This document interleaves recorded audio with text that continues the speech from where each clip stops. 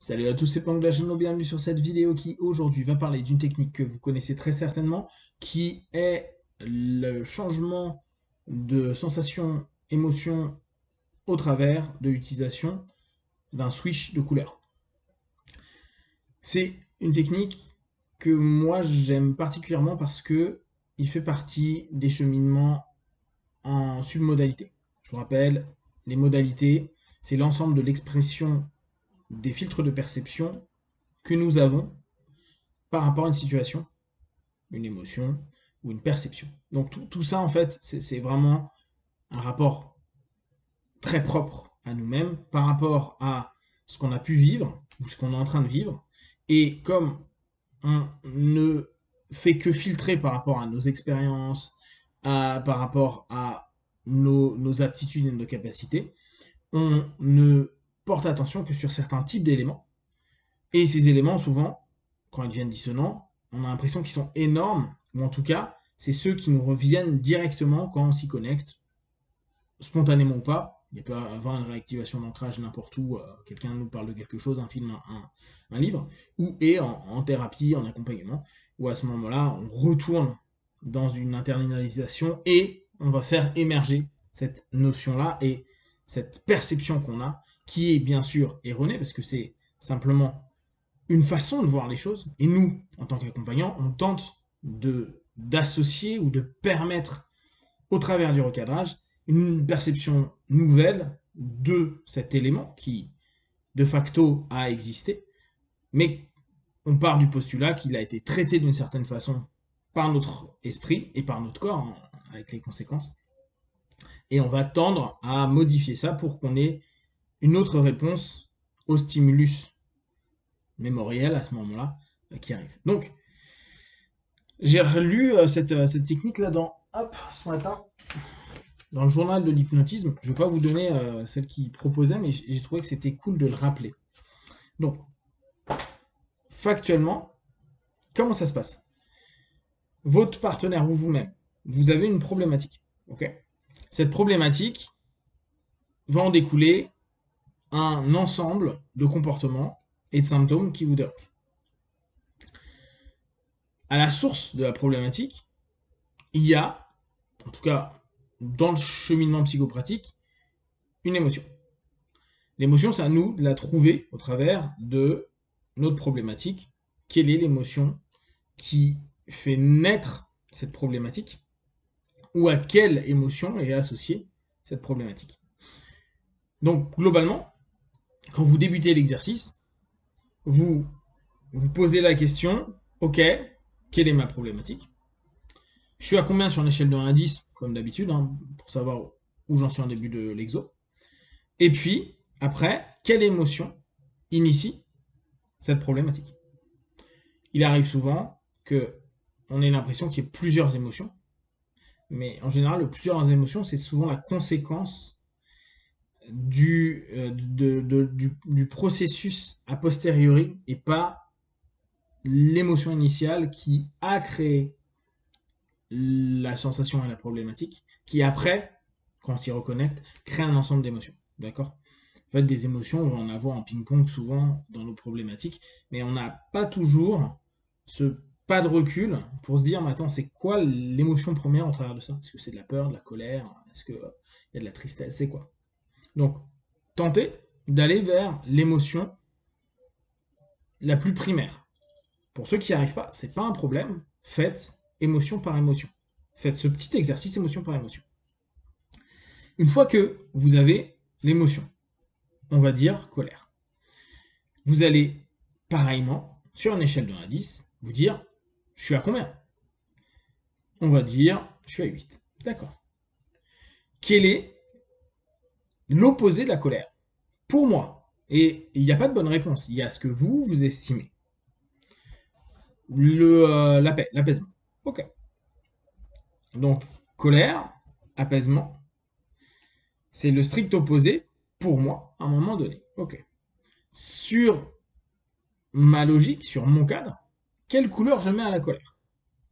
La plupart du temps, on dit rouge, on dit noir sur colère, c'est assez fréquent. Ok. Quel est l'opposé au niveau colère, au niveau couleur? et colère. Donc on sait que pour colère, c'est apaisement, très bien. Et la couleur qui correspond, bleu ou vert. Ok, cool. Qu'est-ce que je vais faire? Je vais donc travailler pour faire modifier une perception et la plupart du temps une focalisation, c'est d'ailleurs ça qui crée l'ensemble des conséquences où je suis pas à l'aise, pour l'atténuer avec justement une possibilité d'aller prendre la ressource de son opposé et une orientation, un objectif vers cet opposé. Donc, je vais demander à mon partenaire où je vais le faire, ok, en moi, cette colère à 8 couleur rouge, où est-ce qu'elle se situe dans mon corps?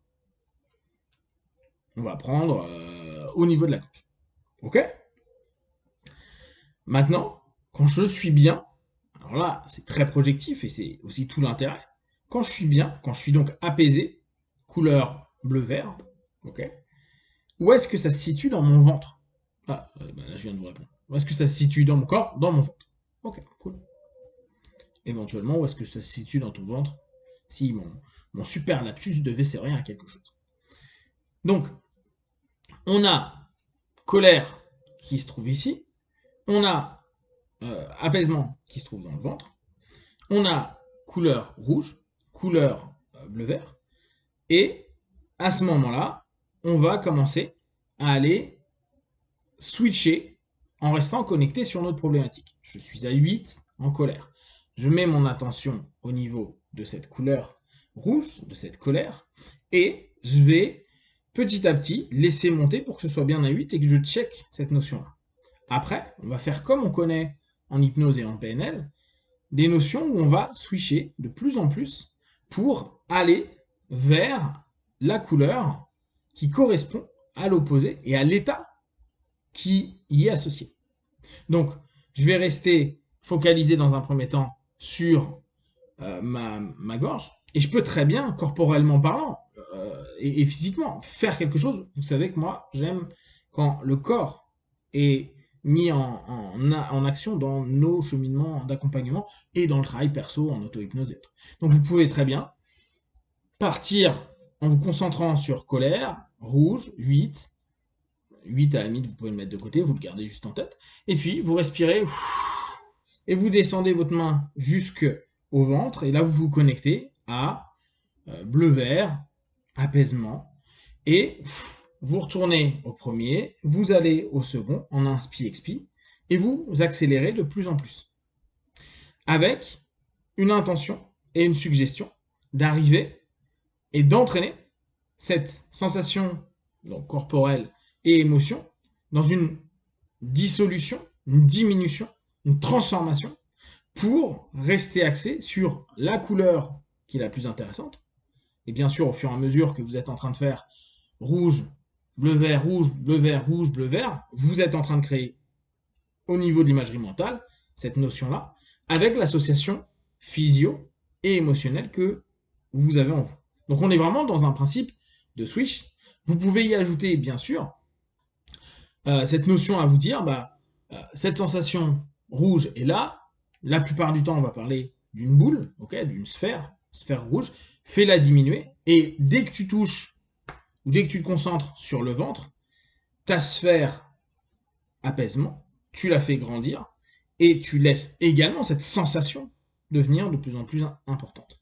Donc, on a à ce moment-là un travail à la fois sur les 20 cogs, hein, visuel, auditif, kinesthésique, olfactif et gustatif. Olfactif, gustatif, on peut zapper. Visuel, auditif et kinesthésique. Donc là, on les prend et on fait ce travail-là. Et petit à petit, et en vraiment 1 minute, vous arrivez à passer de 8 souvent à beaucoup moins, 6, 5, 4, 3, 2, etc. Et en plus, être dans un état psycho-émotionnel, et là on parle vraiment des states en mode PNL, qui va s'apaiser.